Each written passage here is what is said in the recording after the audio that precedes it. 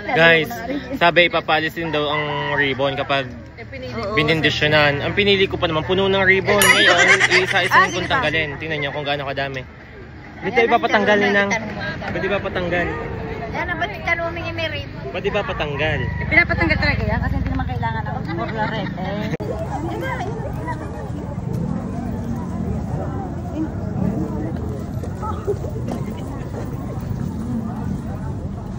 Hindi ako na alam masyado. Kasi ako, thank you Lord. Thank you Lord. Thank you Lord.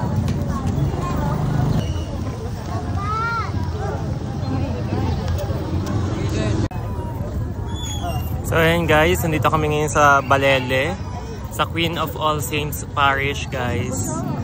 Kami yung magpapalaspas for today's vlog. Ayan, napakadaming tao. Hi guys! Si Chakoning nabasa. Ayun, si call center ka. Bigla nasa maganda ng tayo. Magdadali ako.